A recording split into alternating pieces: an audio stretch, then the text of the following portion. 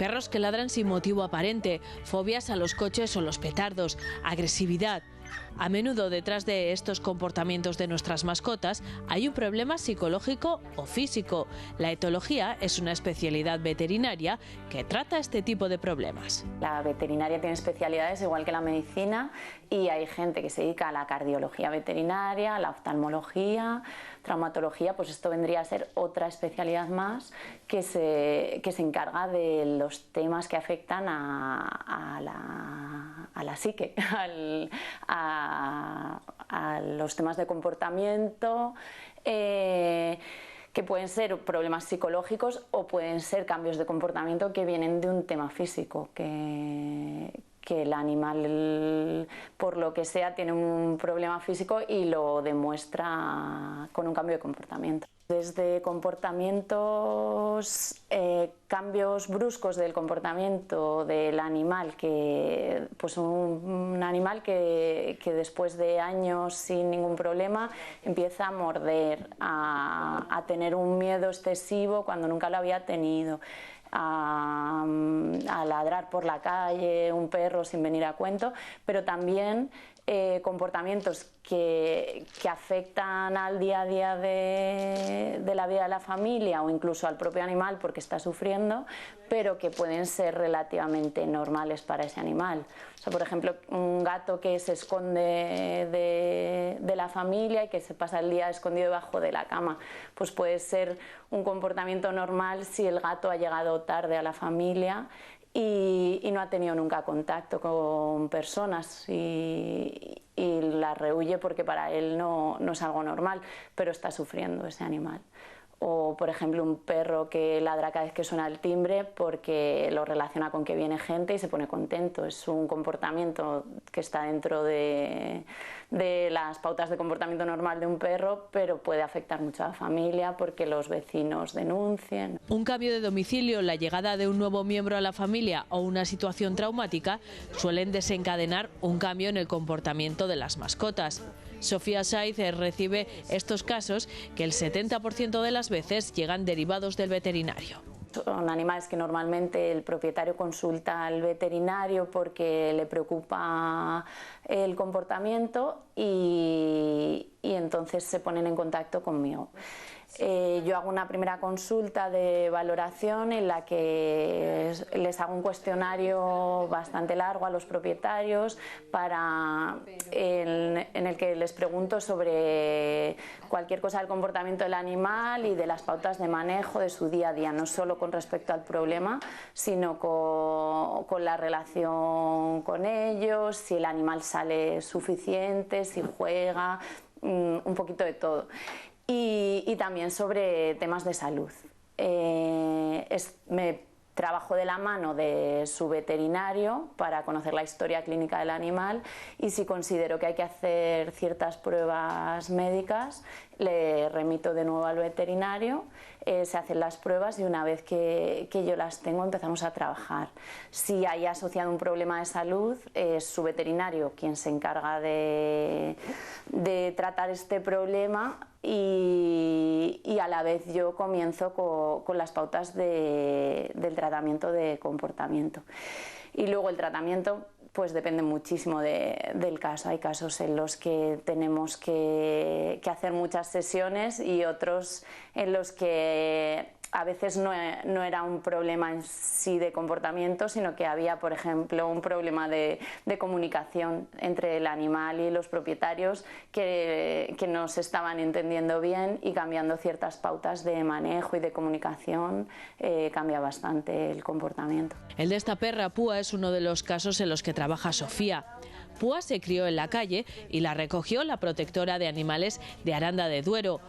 En Huellaranda la adoptó Pablo. El suyo fue amor a primera vista, pero los problemas aparecieron en cuanto llegaron a casa. Ahora sé lo que pasó porque con Sofía he aprendido muchísimo. Ahora sé que era ansiedad por separación, pero en un primer momento para mí fue muy difícil de comprender porque era una perra que estaba acostumbrada a estar en la calle, no toleraba mucho el contacto humano y de repente no podía vivir sin mí. Cada vez que yo desaparecía, la perra se ponía súper nerviosa y lo pasaba fatal, en el fondo, ¿no?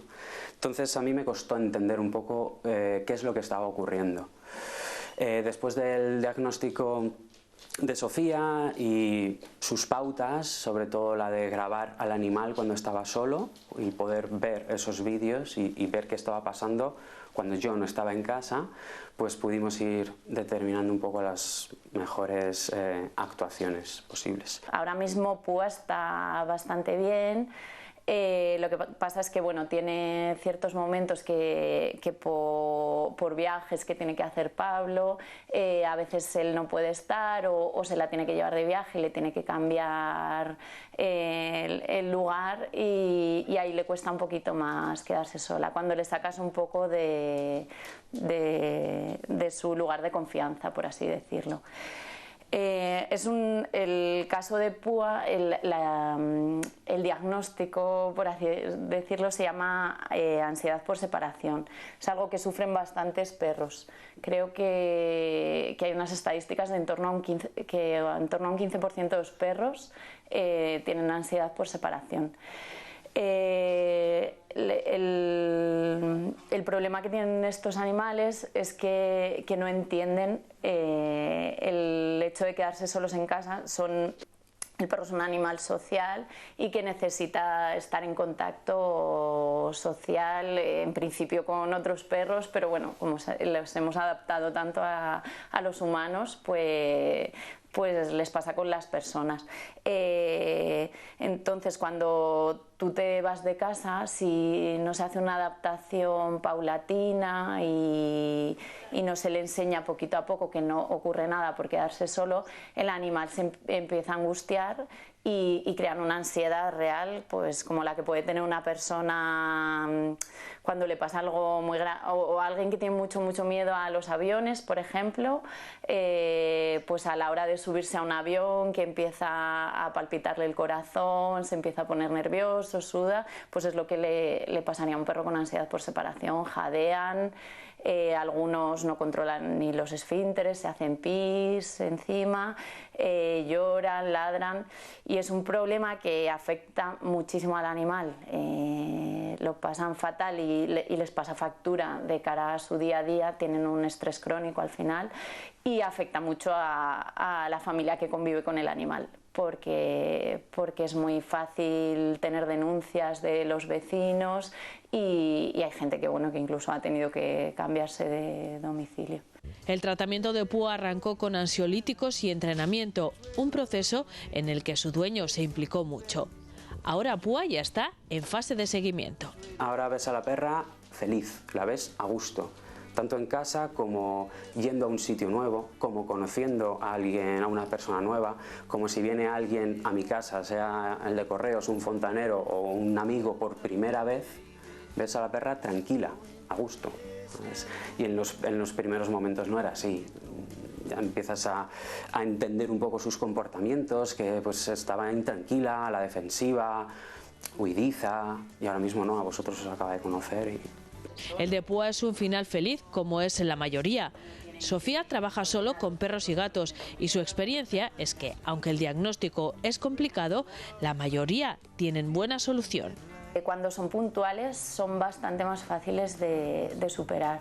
La fobia complicada es la fobia generalizada, que llaman, animales que igual han estado mucho tiempo viviendo, típico cachorro que llega de estar en una granja 4 meses y lo primero que conoce con 4 meses de edad o 5 meses ya es una ciudad llena de gente, de ruidos, de movimiento y empieza a tener miedo a todo lo que hay a su alrededor.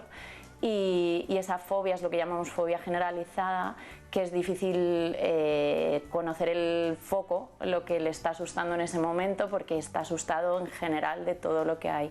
Esa es compleja. Se puede mejorar, se puede ayudar a que ese animal tenga un poco de bienestar y a mejorar su día a día, pero muchas veces no se supera del todo.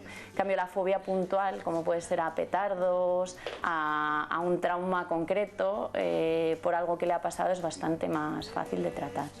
Esta etóloga se desplaza a la casa de sus pacientes y trabaja a través de esta web www.eldivandeMimascota.es.